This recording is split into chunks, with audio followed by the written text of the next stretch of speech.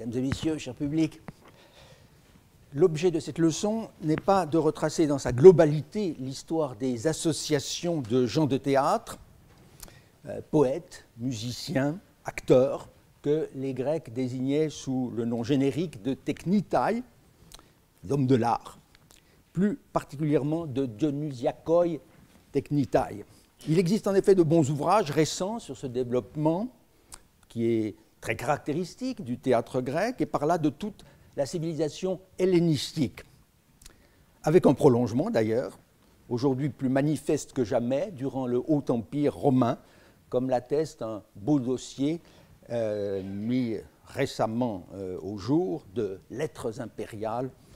à Alexandrie de Troade. Mon propos est plus modeste. Il a pour but de replacer dans leur cadre historique les deux documents dits amphictyoniques qui seront présentés tout à l'heure par mon jeune collègue de la Sorbonne, M. François Lefebvre, excellent connaisseur de l'épigraphie de Delphes. Je prendrai moi-même, à la fin de cette leçon, le soin, ou plutôt le risque, de commenter brièvement un morceau de choix, plus spécifiquement athénien, du dossier delphique relatif aux technites d'Athènes. Signalons à ce propos la parution, il y a quelques mois à peine, d'un recueil qui fera date, certainement, s'il veut bien venir, dans nos études, un très ample choix des inscriptions de Delphes, dû à trois de nos camarades de l'école d'Athènes, Madame Anne Jacquemin, Monsieur Dominique Mullier et Monsieur Georges Rougemont, trois delphiens émérites. Je demanderai peut-être à un de mes assistants de venir de voler à mon secours. C'est un plaisir, en tout cas pour moi, de reconnaître ma dette à leur égard aussi. Mais n'étant pas astreint à respecter la chronologie, ni obligé de m'en tenir au seul cas athénien, en dépit de son incontestable exemplarité, je voudrais, merci beaucoup, commencer par attirer votre attention sur une monnaie. Donc voilà la page de titre du livre du choix des inscriptions de Delphes. Je passe tout de suite à la monnaie, qui illustre bien, me semble-t-il, l'importance prise par les techniques dionysiaques à partir du moment où ils se regroupèrent en associations professionnelles, régionales, et où ils devinrent des interlocuteurs indispensables pour les collectivités publiques, cités, confédérations, royaumes, qui avaient l'ambition d'organiser des fêtes religieuses d'une certaine ampleur, dotées d'un concours musical et dramatique célébré dans un théâtre. Ce tétradrachme d'argent, ou tétrachmone, comme on disait alors au témoignage des inscriptions, n'est connu alors, semble-t-il, que par une seule pièce, parvenue il y a peu entre les mains d'un collectionneur américain et publiée en 2003, vous le voyez, dans le Numismatic Chronicle de Londres. Cela ne signifie certes pas que l'on ait affaire à un unicum absolu, car à coup sûr la pièce fut frappée à plusieurs milliers d'exemplaires, même dans l'hypothèse où il y aurait eu un seul coin de droit et un seul coin de revers. D'autres exemplaires pourront donc surgir à l'occasion de la mise au jour d'un trésor monétaire encore enfoui sous terre. Mais il paraît d'ores et déjà clair que cette émission demeura isolée, car la pièce conservée ne présente aucune marque de série, qu'il s'agisse de ce qu'on appelle un symbole, une image adventice, ou d'un nom de magistrat. On y voit seulement, au droit, une effigie divine, un peu joufflue, clairement Dionysos, hein, d'une espèce de diadème, la mitra dionysiaque, avec une couronne de lierre, dont les deux extrémités sont faites d'une pomme de pin,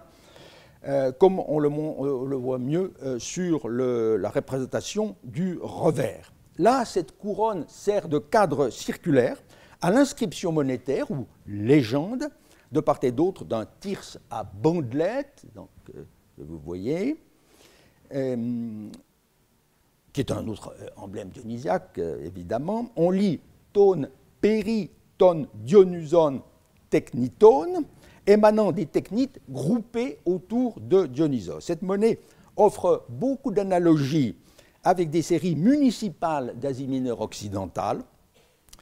qualifiées précisément, un peu abusivement du reste, puisque ce terme devrait être réservé en principe au seul monnayage attique, de stéphanéphore. Et il semble bien d'ailleurs qu'elle ait été découverte en même temps que des monnaies émises notamment par les villes de l'Éolide, comme Myrina, dont vous avez des exemplaires ici, avec des types extrêmement semblables. C'est aussi une indication chronologique approximative, aux alentours, disons, de 160-150 avant Jésus-Christ, à l'époque du roi Eumène II de Pergame, que nous avons si souvent rencontré dans les documents attiques et qui entretenait des liens étroits avec les technites installées dans sa capitale ou dans les villes d'Ionie qui lui avaient été attribuées par le traité d'Apamée en 189. On ne saurait douter en tout cas que l'association de technites qui fit frapper en son nom cette splendide émission, exerçant ainsi un droit régalien, habituellement réservé aux cités, aux confédérations et aux rois, ne fasse qu'un avec celle qui, dès la fin du IIIe siècle, apparaît dans les documents d'Ionie comme to koinon, ton péritone, dionyson, technitone, donc exactement la même formule, et qui, à l'étranger, se fait connaître d'abord par le nom de technitai, oi epi ionias kai elespontu. Ainsi peut-être, dans le document que vous avez sous les yeux, qui pourrait dater des alentours de 230 et qui émane des Étoliens. Appellation à laquelle s'ajoute plus tard la mention de oi periton dionyson kategemona, quand l'association se fondit avec celle dont le siège était à Pergame même. Ces artistes se distinguaient ainsi de ceux qui, en Grèce, s'étaient constitués dans le même moment en association à Athènes et sur les rives du golfe de Corinthe. Le koinon micrasiatique avait élu domicile à Théos, au nord d'Éphèse. Ce n'est évidemment pas un hasard si le culte de Dionysos occupait la première place dans le panthéon de cette ville de moyenne importance, où se dressa bientôt un nouveau temple, œuvre d'un architecte réputé, Hermogène. Cet édifice compta très vite au nombre des chefs-d'œuvre de l'architecture hellénistique. L'installation des technites à Théos doit dater des alentours de 220 au plus tard, à en juger par un décret de cette cité qui, vers 210 déjà, accorde maint privilège aux technites. 10 ans plus tard encore, sous la domination séleucide, la symbiose de la cité de Théos avec le koinon des technites donne l'impression d'être parfaite, chacune des deux parties tirant grand bénéfice de la position et de l'activité de l'autre. Un dossier épigraphique de Delphes enseigne en particulier comment les techniques se trouvaient alors associées aux privilèges accordés à la cité elle-même. Il date de l'époque où les Étoliens avaient encore l'hégémonie dans l'Amphictyonie et la haute main sur le sanctuaire pythique, disons vers l'an 200 avant Jésus-Christ. On a là pas moins de 3 décrets de la communauté, décrets qui reconnaissent à Théos l'inviolabilité, notamment de son territoire, la sécurité de ses ressortissants, privilège que les Théiens ont sollicité auprès de la communauté des Hellènes, pour le sanctuaire de Dionysos précisément. Selon une procédure bien rodée, à partir du milieu du IIIe siècle, quand se développent en diverses régions du monde grec de nouveaux concours panhelléniques célébrés en l'honneur de la divinité Polyade. L'un de ces décrets émane de l'Amphictyonie, à côté de celui de la Confédération étolienne elle-même. L'amphictyonique, c'est celui que vous aviez sous les yeux, et un troisième de la cité de Delphes. Or, tous trois associent aux citoyens de Théos les technites dionysiaques installées dans cette ville et attestent même, dans le cas du décret amphictyonique, comme on le voit dans l'encadré rouge, l'antériorité des honneurs et des privilèges, timia kai philanthropa, octroyés aux technites. Autrement dit, la cité tire parti de leur présence pour obtenir un statut d'exception. De semblables décrets d'acceptation ont été trouvés à Théos même, dans les ruines du Dionysion. Il eût été intéressant de posséder celui que les Athéniens, très certainement sollicités, eux aussi par les Théiens, ne purent manquer de prendre dans le même sens. Car on aurait pu voir en quels termes cette métropole des Ioniens, qu'était Athènes, la manière dont ce décret parlait des technites installées à Théos, qui formaient tout de même une association concurrente, sinon encore rivale, de celle des technites d'Athènes. Ce dont on est informé toutefois, ce n'est pas de difficultés surgies alors ou plus tard entre technites ioniens et technites athéniens, mais d'un grave conflit d'intérêts survenu à Théos même entre les citoyens, irrités peut-être par les privilèges exorbitants octroyés aux technites, et ces artistes assez âpres au gain, pas suffisamment coopératifs face aux taxes dont la cité devait s'acquitter elle-même auprès de l'administration attalide en l'occurrence. Un passage bien connu du géographe Strabon, que vous avez dans votre dossier, qui est en même temps l'un des rares, très rares textes littéraires à mettre en évidence le rôle politique joué par ces associations professionnelles, évoque en effet les démêlés des techniques de Lyonie avec les gens de Théos, au point de parler d'une stasis, d'une véritable guerre civile. Donc, livre 14, 1, 29 de Strabon. L'association fut contrainte ou se décida de plein gré à quitter la ville pour chercher un abri provisoire dans la grande Éphèse, qu'elle quitta bientôt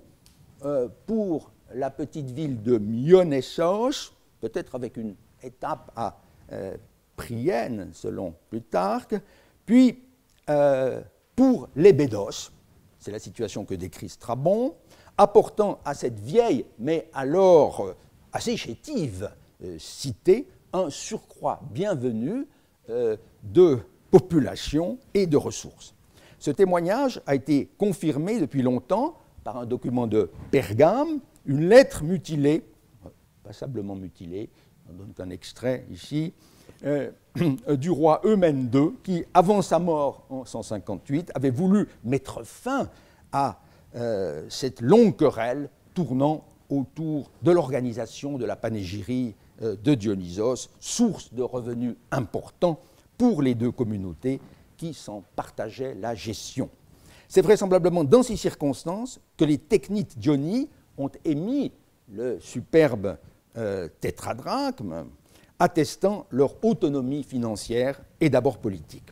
Dès la fin du IIIe siècle, du reste, on voit cette association agir à la manière d'un État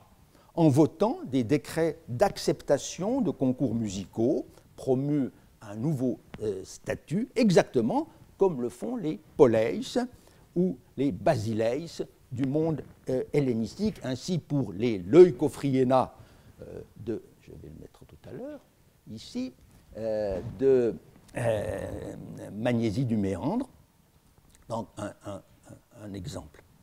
C'est pourquoi il m'a paru intéressant de dire ici un mot de ces techniques d'Ionie, d'autant plus que si leur champ d'activité a été essentiellement l'Orient grec, ils ont participé aussi à quelques-uns des plus prestigieux concours musicaux de la vieille Grèce. Ainsi, Oupitia de Delphes et que leur présence en Béotie, j'y reviendrai dans un instant, est formellement attestée par un célèbre décret honorifique trouvé, lui, à Délos. On notera au passage que le terminus chronologique indiqué partout pour ce document, soit l'année 166, doit être remonté d'une année, car il est certain aujourd'hui que c'est en 167 déjà que l'île passa sous la domination athénienne. Ainsi apparaît clairement le caractère international de leur activité, avec tout ce que cela implique d'émulation, de rivalité, de conflits parfois entre les compagnies concurrentes. Il ne semble pas, en revanche, que les technites d'Athènes aient jamais toléré la présence sur le sol de l'Attique d'une association rivale. C'est une question toujours ouverte que de savoir où et quand exactement se sont formées ces premières associations de technites dionysiaques. Sur leur histoire et leurs institutions, on dispose certes depuis une dizaine d'années de deux riches études qui, en partie, se complètent, souvent se renforcent l'une l'autre, à savoir l'ouvrage de Madame Brigitte Le Guen, Les associations de techniques dionysiaques, thèse d'habilitation parue en 2001, qui réunit commodément une synthèse de grande ampleur et un recueil de documents littéraires et épigraphiques, surtout épigraphiques, et l'ouvrage de Madame Sophia Anesiri, Die Vereine der Dionysischen Techniken, publié peu après en 2003, contenant lui aussi un recueil de textes. Athènes prétendait à l'honneur d'être la première cité où des techniques se fussent associées. On verra tout à l'heure sur quoi reposait cette prétention, très explicitement formulée dans l'extraordinaire éloge d'Athènes que fournit un décret amphictyonique des années 120. Bien ou mal fondée, cette idée d'une prééminence athénienne en ce domaine, comme en beaucoup d'autres, était en tout cas largement acceptée en Grèce même, parmi les peuples qui formaient cette amphictyonie dont notre hôte dira quelques mots tout à l'heure, en spécialiste qu'il est des choses delphiques. De toute façon, on ne saurait guère penser que la Synodos d'Athènes soit restée bien longtemps seule de son espèce, car elle n'aurait pas pu, l'eût-elle seulement voulu, répondre à une demande qui, à partir d'une certaine date, dut se faire de plus en plus pressante. Les inscriptions ne fournissent assurément aucun acte de naissance, mais seulement des indices, et d'abord un très important terminus antequem, comme on dit, une limite chronologique au-delà de laquelle on ne saurait descendre. Le document qui fournit ce terminus est précisément le premier des deux décrets amphictyoniques qu'examinera M. Lefebvre, un dogma archaïon amphictyonon, c'est le titre, donc un décret ancien que l'on prit soin d'exhumer des archives pour le graver à nouveau, car il établissait des droits auxquels les bénéficiaires, en l'occurrence les technites d'Athènes, étaient fort attachés. Or, ce document capital a pu être daté par les modernes de l'année 278 ou à peu près. C'est donc la preuve que l'association non seulement existait à cette date, mais qu'elle avait déjà acquis alors une grande notoriété en raison de l'excellence de ses prestations delphiques en particulier. Mais il serait bien téméraire d'en conclure, comme on le faisait autrefois, que l'association était aussi ancienne que le théâtre athénien, remontant à la période des grands poètes tragiques, ou du moins d'Euripide. Certes, dès la fin du Ve siècle se manifeste au travers de nos sources une certaine indépendance du métier d'acteur, d'instructeur aussi, par rapport à l'activité des poètes tragiques. La chose est patente à partir du moment où leurs pièces, celles d'Euripide en particulier, commencèrent à être reprises à l'étranger, joués par des stars de la scène, comme cela se généralisa ensuite. Un exemple, à vrai dire, plus récent qu'on ne l'a cru, est fourni par une célèbre inscription de Thégée, un palmarès qui montre au début du IIe siècle et énumère les victoires d'un acteur et pugiliste à l'occasion dans quelques concours renommés, dont celui en premier lieu des grandes Dionysies athéniennes, mais aussi dans plus de 80 concours scéniques laissés dans l'anonymat. Or, c'est souvent en jouant le premier rôle dans une tragédie d'Euripide, on le voit, qu'il remporta la couronne et d'autres récompenses sans doute plus substantielles. Dès 1914, en fait, dans une dissertation latine qui a fait date, consacrée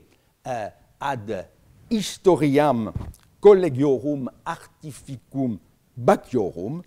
Günther Klaffenbach repoussait l'idée que la formation d'associations réunissant tous les genres du théâtre put avoir commencé beaucoup avant le début du IIIe siècle. Ce développement obéissait à des réalités nouvelles, notamment, pour le rappeler ici d'un mot, à l'engouement des rois de Macédoine, du jeune Alexandre surtout, pour les représentations théâtrales, y compris durant sa longue campagne en Orient, ce qui engendra un déplacement de spécialistes pour le suivre, pour le rejoindre, pendant les années 334-323. À cela s'ajoute qu'un nombre toujours plus élevé de cités souhaitaient organiser de tels spectacles, d'où une demande sans cesse accrue, qui se tournait prioritairement, sans doute, vers les acteurs de la scène athénienne, parmi lesquels il y avait d'ailleurs de nombreux étrangers.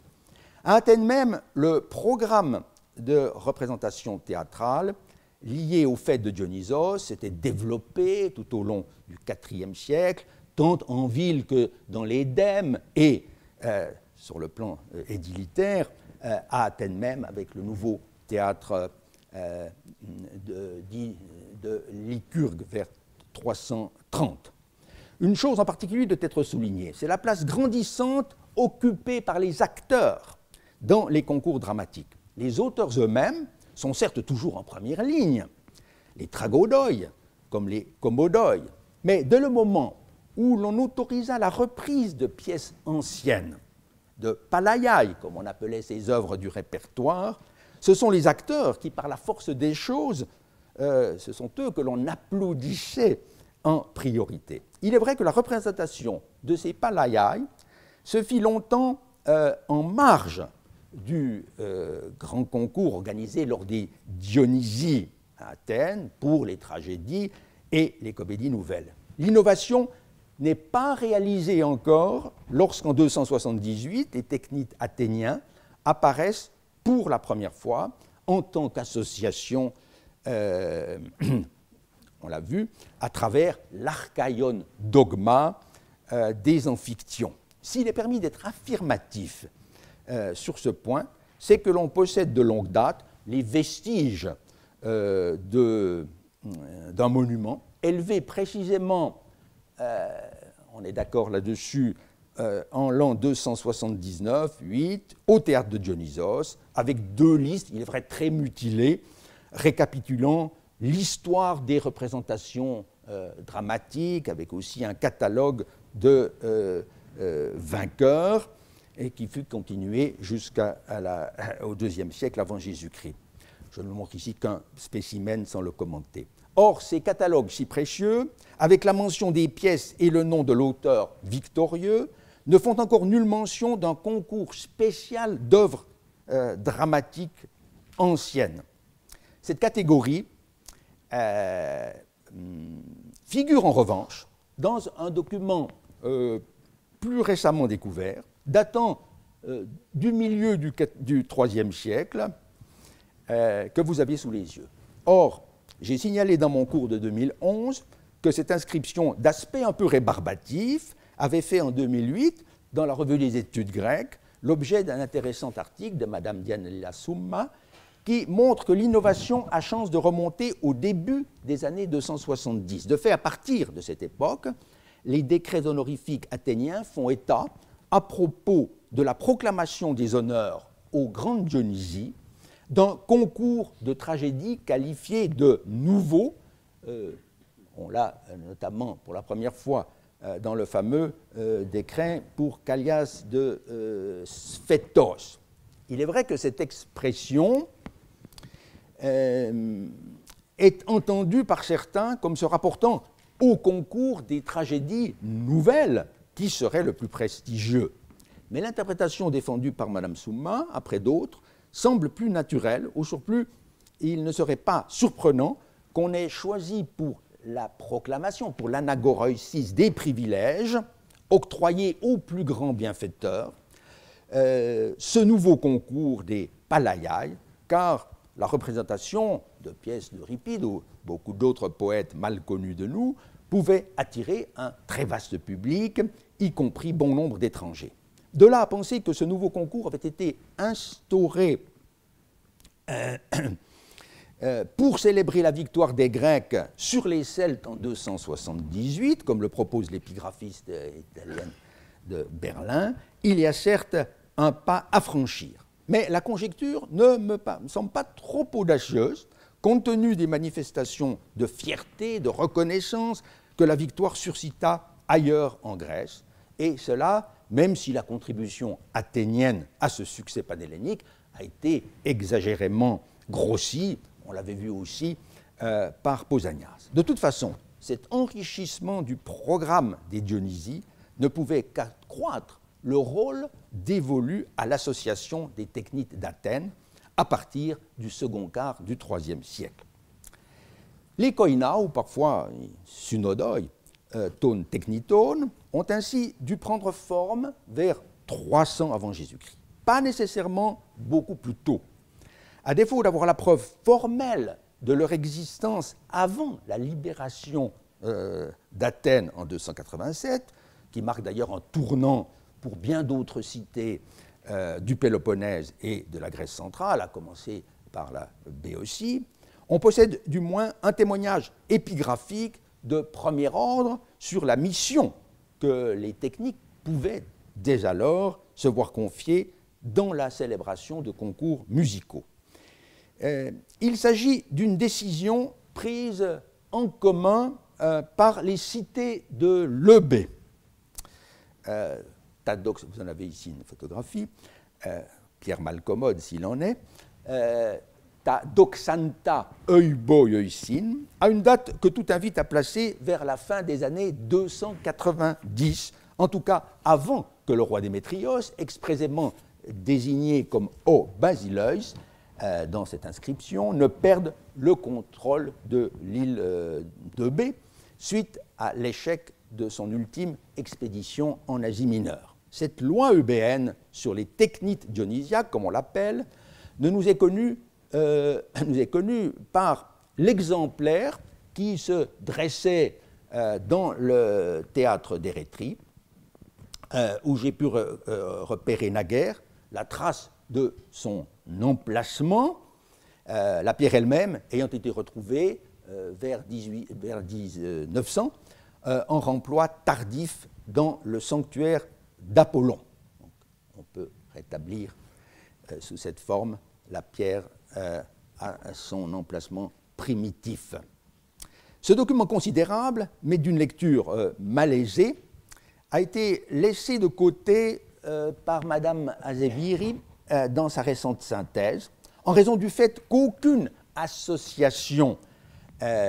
n'y est reconnue comme interlocutrice, mais seulement des technitai, désignés aussi par le terme d'ergolaboi,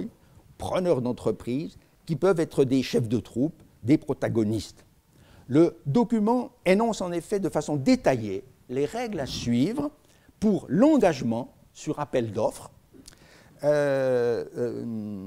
répété chaque année, d'un nombre important de gens du théâtre, pas loin d'une centaine sans doute, en vue de la célébration coordonnée de 2 grandes fêtes dans chacune des 4 cités de l'île. Ce n'est donc pas un contrat. Il n'empêche que ce document est, de l'avis général, d'une importance capitale pour comprendre sous quelles conditions ces acteurs et musiciens entraient au service de leur employeur, chose qu'ils faisaient encore à titre individuel à cette date, puisque nulle part, comme le faisait observer Klaffenbach dans sa dissertation berlinoise, bientôt centenaire, le texte ne fait état d'un koinon techniton avec lequel les représentants des quatre cités auraient nécessairement dû négocier si l'on avait prévu d'engager collectivement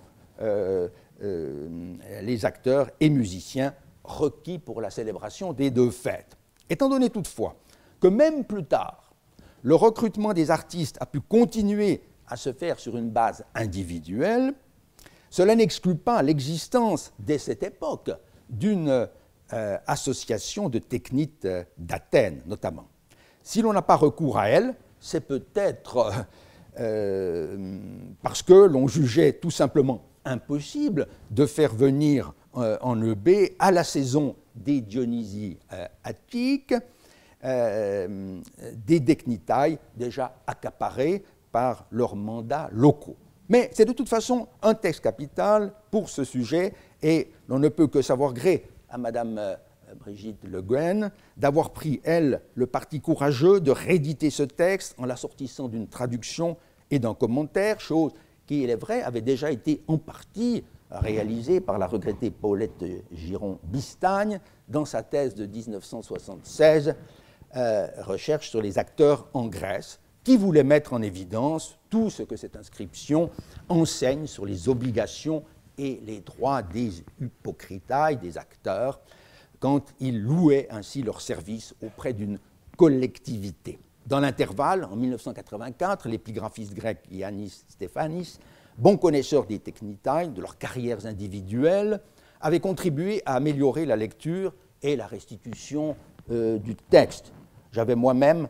dans un article de 1989, étudié sur des bases nouvelles le calendrier des cités eubéennes, ce qui n'était pas sans incidence sur la manière dont il convenait de se représenter le programme des festivités, tel que le donne, en partie au moins, l'inscription des rétries. Du reste, quelques-uns des auditeurs et auditrices encore présents aujourd'hui, je salue au passage leur admirable résistance, se souviennent sans doute qu'en 2008, dans le cadre d'un cours consacré ici à la Cité des Rétries, Madame Le Guen avait bien voulu faire un exposé là-dessus, provoquant une discussion animée avec votre serviteur. C'est que l'interprétation d'un tel document, avec ses parties manquantes, est nécessairement controversée en bien des points. Plus récemment encore, l'établissement du texte a enregistré quelques progrès grâce à une communication faite par le professeur William Slater dans un colloque organisé en 2010 par notre collègue parisienne sur l'argent des concours. Ce spécialiste a en effet pu montrer que dans deux clauses mutilées relatifs au salaire mistos des protagonistes, c'est au pli 15 et 22, il fallait renoncer au supplément admis jusqu'ici et introduire le nom des Aristonikéens, fête locale qui à Charistos s'ajoutait aux deux concours musicaux célébrés dans chacune des 4 cités de l'île. Mais un important problème demeure, comme l'a noté ce savant et comme je l'ai relevé à mon tour en rendant compte de cette publication dans le bulletin épigraphique de 2011. Selon l'opinion commune, en effet, que Mme Le Guen a rendu plus aisé à saisir au moyen d'un tableau, celui que vous avez sous les yeux,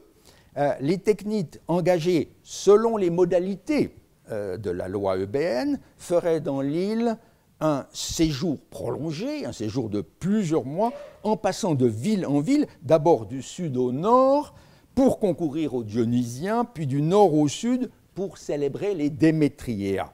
De prime abord, rien ne paraît plus logique. Le problème, c'est que cette restitution s'accorde difficilement avec ce que l'on devine du calendrier des cités eubéennes, car s'il est effectivement bien établi que les Dionysia se célébraient à la fin de l'hiver, au mois de l'Énaïon, comme il est indiqué ici et sur ce tableau également, à Érétrie et à Chalcis, il n'est guère possible de placer les Démétriéas au printemps, ni même au début de l'été, le mois de Bouphonion, mentionné pour Charistos dans ce contexte, étant un mois de fin d'été correspondant à Boédromion en Attique. À cela s'ajoute que la restitution Hippione, un mois spécifique de Chalcis et d'Érétrie, considéré comme sûr jusque-là par tous les éditeurs, est sujette à caution et pourrait devoir être remplacée avantageusement par la restitution Héraion, autre nom de mois attesté en Eubée centrale. Dès lors, les Démétriéas tomberaient au début de l'automne et ne pourraient donc plus avoir été célébrés dans la foulée des Dionysia. Cela renforcerait l'opinion, qui est la mienne, que sous ce nom de Démétriéen, on honorait certes le roi Démétrios, divinisé comme à Athènes à la même époque, mais d'abord la vieille déesse Déméter, dont le nom figure justement au nom des 4 divinités, soit Apollon, Artémis, Dionysos, Déméter, que les techniques devaient prendre à témoin pour prêter serment devant les représentants des cités eubéennes. Ces gens de théâtre auraient donc fort bien pu, dans l'intervalle du printemps et de l'été, disons entre mars et août, vaquer à d'autres tâches en fonction d'engagements pris chez eux ou ailleurs. De toute manière, on voit par là quel genre de problème pose un texte aussi complexe dès que l'on s'attache à comprendre le déroulement exact des opérations. Mais au-delà de ces difficultés, il est peu de témoignages plus éloquents sur la vie nomade des technites dionysiaques. Avant de regagner Athènes, un petit détour par la Béotie s'impose, car les technites, ceux d'Athènes aussi du reste, y furent très actifs à partir de la seconde moitié du IIIe siècle. Voici pas mal d'années déjà, en 2005 et 2006, j'en avais traité ici à propos des Boiotica de Pausanias, même si cet auteur n'a pas éprouvé le besoin de disserter longuement sur les concours musicaux de la Béotie, pour lequel notre documentation est essentiellement épigraphique. Les documents qui s'y rapportent ont été depuis réunis en un utile corpus, paru en Italie en 2009, dû à Madame Alessandra Manieri. J'en ai rendu compte en diverses notices assez détaillées du bulletin épigraphique de 2010 et de 2011. Ici, je me bornerai à rappeler quelques points en rapport direct avec l'histoire des technites. Désormais constitués en plusieurs associations, ceux-ci furent en effet sollicités pour participer à la célébration de plusieurs fêtes où les concours musicaux et scéniques tenaient une place prépondérante. Durant les années 220, en effet, il y eut en Béotie un grand mouvement de réorganisation, parfois associé à d'ambitieux programmes de construction, comme à l'Ébadé, où, sous l'égide de la Confédération béotienne, alors en pleine expansion, un temple commença à être élevé pour Zeus Basilios, programme, mais je ne reviendrai pas ici sur les Basileia ni sur les Trophonia, puisque le programme de ces deux concours était presque exclusivement gymnique et hippique, non pas musical. Aussi n'a-t-on pas la moindre mention des technites pour ces deux fêtes, dont l'insertion dans le recueil de Madame Manieri est dès lors un peu artificielle. Mais la ville de Thèbes, lieu de naissance de Dionysos, et pas seulement d'Héraclès, ne pouvait manquer, elle, d'honorer le dieu du théâtre. De fait, on connaît à Thèbes une fête pour Dionysos Kadméios, siégeant au sommet de la Cadmée, fête qui aurait pu s'appeler Cadméia, mais qui portait en fait le nom de Agrionia, en rapport avec une épiclèse bien connue dans les cités béotiennes. Je rappelle ici une restitution palmaire du maître Louis Robert, dans une inscription des Technites précisément, car il ne faut jamais se lasser d'évoquer les belles découvertes qui ne sont pas nécessairement dues à la pioche et à la pelle, mais peuvent être le fruit du savoir et de la sagacité. Il s'agit du décret trouvé à Délos et conservé au Louvre, qui émane, je l'avais dit, des Technites de Lyonie et de l'Hellespont, cette association dont l'histoire a été brièvement évoquée à propos de la nouvelle monnaie. Les Technites s'y enorgueillissent de leur participation à plusieurs fêtes prestigieuses, les Pythias de Delphes, les Mouséias de Thespie, de même qu'à un concours organisé à Thèbes, dont le nom avait cependant disparu dans la lacune. Tous les éditeurs y avaient inséré, un peu automatiquement, le nom d'Héraclès et celui des Héracléias, très prestigieuses fêtes thébaines, déjà mentionnées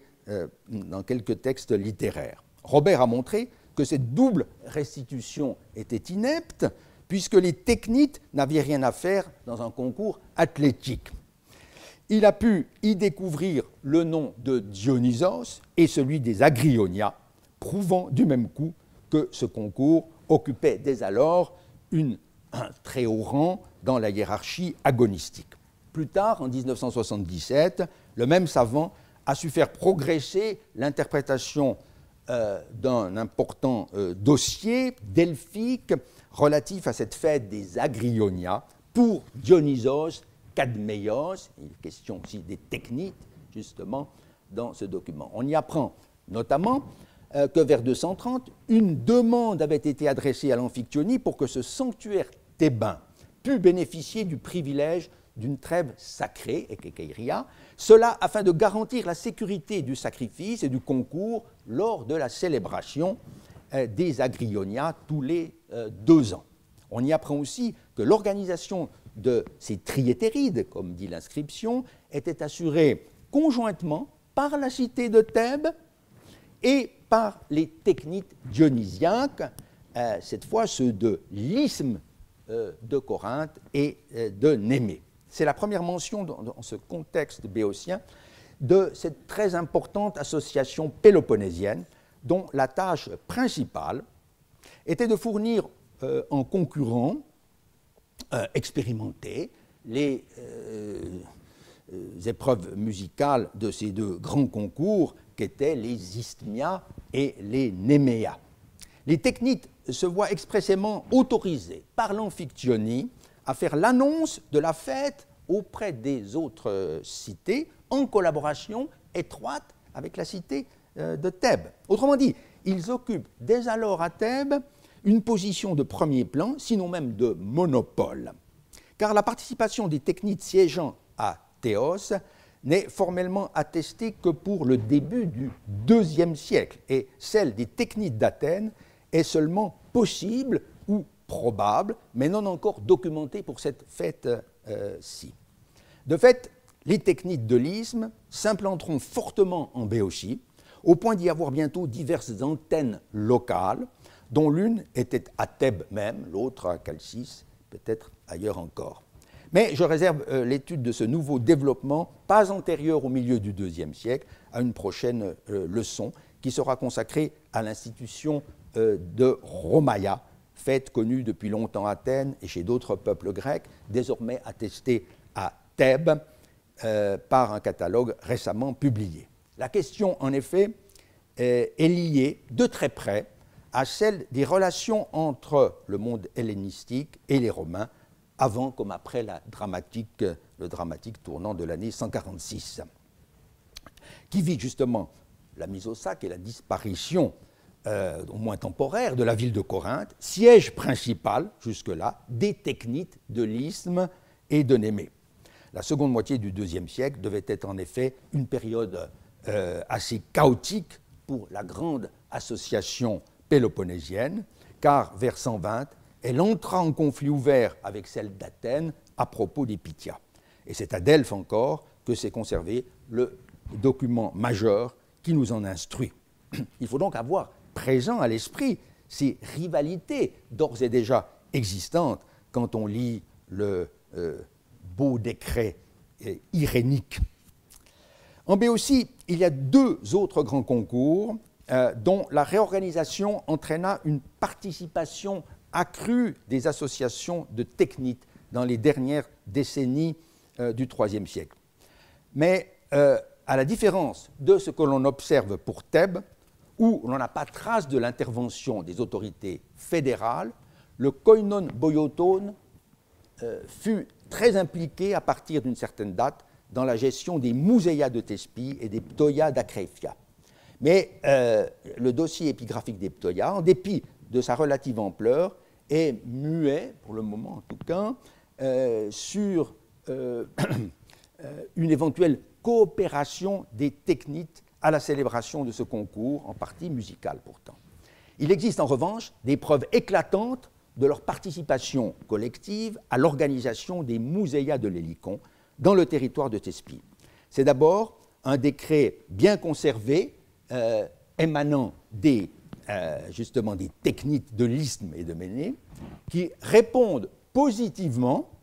à la demande qui leur a été adressée par la cité de Thespie d'accepter la transformation en un concours de caractère panhellénique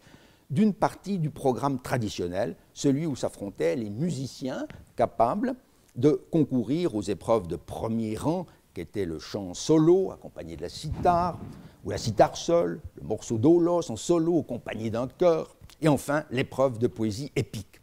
Ce document atteste que les technites péloponnésiens, qui prenaient déjà une part à la fête sous sa forme ancienne, jouèrent un rôle essentiel dans sa réorganisation aux côtés des instances municipales, Thespie, et fédérales. L'intérêt du dossier, c'est qu'il contient aussi un décret manifestement athénien qui avait été découvert dans le Val des Muses avant même la fouille de la fin du XIXe siècle. Les auteurs de ce décret acceptent eux aussi la promotion des épreuves musicales en un concours stéphanite de même rang que les Pythias et donnant dès lors droit aux vainqueurs de recevoir les mêmes privilèges que les Pythioniques. C'est le décret que vous avez sous les yeux. Mais ce décret athénien, amputé en son début et aussi à sa fin, émane-t-il de la cité d'Athènes, comme le pensèrent les premiers éditeurs, ou faut-il y voir un décret de l'association de la synodos des technites d'Athènes, comme l'a proposé Michel Feyel dans ses travaux d'épigraphie béotienne. Cette opinion pouvait sembler bien légitime, puisque la rivalité entre les deux associations ressort clairement, encore une fois, du conflit qui devait éclater vers 120. Dans un mémoire de 1996 sur la réorganisation des mouséias, j'ai pensé pouvoir y adhérer, tout en étant conscient que l'opinion de Feyel était ici contestée par d'autres. Mais aujourd'hui, je me rangerai volontiers aux arguments développés par Mme Sophia Anegiri dans son livre de 2003. Certaines particularités du libellé s'accommodent mal de l'attribution à la synodos, surtout dans l'hypothèse où les technites athéniens auraient accepté la réforme des mouséias, on ne comprendrait pas bien qu'il n'ait pas été associé de près ensuite à la célébration de la fête. Ce n'est pas l'absence de vainqueur athénien qui est un indice à opposer à l'hypothèse de Feyel, contrairement à ce que croit Mme Manieri. C'est l'absence de tout signe de la participation des technites athéniens. On notera aussi que ce très probable décret du peuple d'Athènes, qui a daté des alentours de 200, n'a pas été reconnu comme tel, par omission ou pour toute autre raison, dans le tout récent fascicule 5 du Corpus Attique. Dès le plus ancien catalogue conservé, qui date d'une époque encore assez proche de la Réforme, on constate en effet que le préambule fait une place au délégué par les techniques, qui est un prêtre, hiéréos, sous-entendu, apodé ton techniton, après le prêtre des Muses. Or, ce prêtre est nécessairement un délégué de l'association péloponnèsienne, la seule dont la participation soit avérée. Au chapitre des révisions nécessaires, je relève que la datation de ce catalogue doit être un peu abaissée par rapport à celle que je défendais, après d'autres, dans mon mémoire, car l'apparition d'un document nouveau a permis à mon élève Yannis Kalionsis de proposer dans sa thèse une chronologie révisée des archontes fédéraux, en charge aux alentours de 200 avant Jésus-Christ. C'est vers 190, 180 seulement, que l'on placera désormais, sans certitude, mais avec une certaine vraisemblance, l'archonte Lykinos, qui date ce document, Endeon Keisto Lykinou, à côté de l'archonte local. Mais on notera que cet abaissement n'a pas nécessairement d'incidence sur la date de la réforme elle-même, qui pourrait être contemporaine, à peu de choses près, des mesures prises vers 230-220 en faveur des deux autres concours béotiens mentionnés ci-dessus, les Agrionia et les Ptoia, car c'est aussi l'Amphictyonie qui, dans le cas des Muséa, dut être sollicitée avant la réorganisation du concours. Or, les pauvres restes d'un décret amphictyonique datant justement de ces années-là, traitant à coup sûr de choses béotiennes, Telutius Boyotoi Agunti,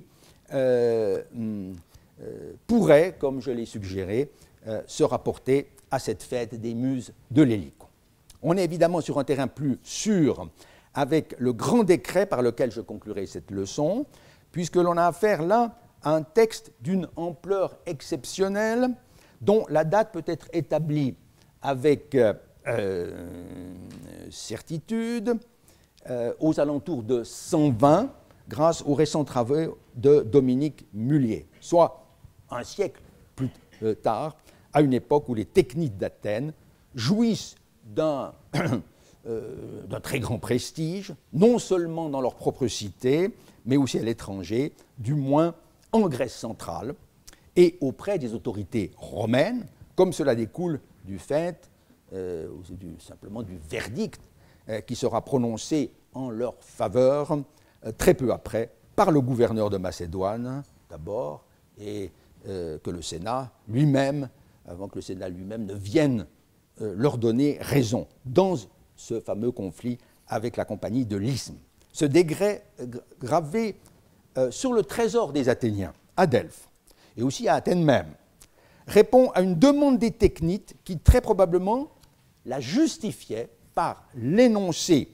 de leur mérite, de leur propre mérite, et le rappel des liens anciens avec l'Amphictyonie. Ce que l'on trouve dans les considérants du décret est donc sans doute, pour une large part, il ne faut pas l'oublier, d'origine athénienne, même si l'on doit bien admettre que les représentants des peuples et cités amphictyoniques, parmi lesquels se trouve du reste un Athénien, connu par ailleurs, partageaient dans leur majorité, sinon à l'unanimité, cette conception très flatteuse des bienfaits rendus à l'humanité par la cité d'Athènes. On a là en effet un panégyrique en règle, assez savamment construit puisqu'il part du constat que c'est chez les Athéniens qu'est née et s'est réunie pour la première fois une synodos technitone, une affirmation qui tout d'abord est énoncée avec concision, comme s'il avait pour seul but d'introduire une série de compliments de beaucoup plus grande portée, puisqu'il s'agit de rien moins que d'affirmer le rôle d'Athènes dans la promotion de l'humanité tout entière, qu'elle a fait passer de l'état de sauvagerie, ec mentu teriodus biou, à l'état de civilisation, es emeroteta. C'est l'apprivoisement, la culture, on n'est pas loin de la fameuse douceur chère à Jacqueline de Romilly. Dans ce processus, l'accent est mis de façon remarquable sur l'introduction par Athènes des cérémonies des mystères et leur transmission au reste des hommes, eisagogon tenton mysterion paradocine, qui marque le début d'une série non pas d'invention à proprement parler, mais de dons faits aux Athéniens par les dieux. Les nomoi favorables aux relations humaines, l'éducation, paideia, et le fruit de la terre. Ici, très certainement, les Sitikoi ou le Sitikos Karpos, liés au culte des déesses d'Éleusis, toute chose qu'Athènes reçut, certes, et d'Exato, mais qu'elle sut ensuite transmettre aux autres Grecs à Pédoken. C'est alors seulement que le rédacteur du décret revient sur l'invention mise en avant indirectement dès le début, celle du théâtre, des genres dramatiques, de la tragédie, de la comédie, dont Athènes se trouve être la métropole indiscutable au témoignage de la plupart des historiens et des poètes. On a depuis longtemps noté que la prééminence athénienne dans ce domaine n'accréditait en rien l'idée que les Athéniens auraient été également les premiers à mettre sur pied des associations de technites dès l'époque archaïque, puisque tout montre, on l'a vu, qu'il y a un écart de 2 siècles entre la naissance de la tragédie, pour parler comme Nietzsche, et l'apparition des premières synodoi. C'est dire le côté passablement sophistique de l'argumentation présentée par les technites athéniens et repris en chœur par les amphictyons. Comme l'ont relevé les nombreux commentateurs, les idées que véhicule ce décret ont des racines assez profondes dans la littérature antique et d'abord athénienne. Elles remontent au moins à Thucydide, ou si l'on préfère à Périclès. C'est Athènes considérée comme étant, dans son ensemble, une leçon pour la Grèce. Ten passan polin teselados paidoisin einai, livre 2, chapitre 41. Plusieurs passages d'Isocrate, de Cicéron, d'Elius Aristide ont été allégués avec raison depuis un article classique de Gaston Collin en 1900. On pourrait citer aussi, à un niveau plus modeste, la description d'Athènes par Héracléidès le critique vers 220, on s'y était arrêté, qui voit dans cette ville la seule véritable police, les villes voisines n'étant guère que des bourgades comailles. Mais personne, parmi les spécialistes d'Athènes ou de Delphes, ou parmi les auteurs de travaux récents sur les technites ou sur les mystères, ne paraît avoir songé à alléguer un document provenant, il est vrai, d'une région assez éloignée et appartenant à un genre bien différent, en principe, que de celui d'un décret. Il s'agit d'une inscription, vous l'avez dans votre dossier, découverte à Maronnay sur la côte Thrace en 1969 et publiée par Yves Grandjean en 1973 dans la série des études préliminaires aux religions orientales dans l'Empire romain. C'est ce qu'on appelle communément une arétalogie d'Isis, une espèce d'hymne, en l'occurrence rédigé en prose, qui énumère les noms et les vertus de cette divinité gréco-égyptienne. Or, ce texte, qui date lui aussi aux alentours de 120-100, comme notre inscription, contient un passage étonnant où l'auteur, s'adressant à la déesse Isis, lui dit qu'en Grèce, elle a surtout honoré Athènes, su malista teselados et timesas tas Athénas. Cette affirmation repose sur l'identification d'Isis à Déméter d'Éleusis, en tant que dispensatrice des fruits de la terre. Et c'est un héros athénien d'ailleurs, Triptolème, qui, comme le rappelle l'inscription, distribua la semence au reste des Grecs. Voilà pourquoi, poursuit l'auteur, nous avons à cœur d'aller voir dans la Grèce Athènes,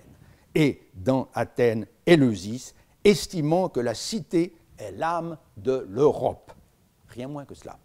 De manière plus ramassée, c'est donc le thème de la cité éducatrice, dispensatrice de la paideia. On voit ainsi qu'à la basse époque hellénistique, cette idée avait largement dépassé les frontières de l'Attique et même de la vieille Grèce amphictyonique. Cet adorateur d'Isis, aux confins de la Thrace, ne pensait pas pouvoir faire de plus beaux compliments à la divinité venue de Memphis, l'Égyptienne, qu'en l'identifiant à la déesse qui présidait au mystère d'Éleusis.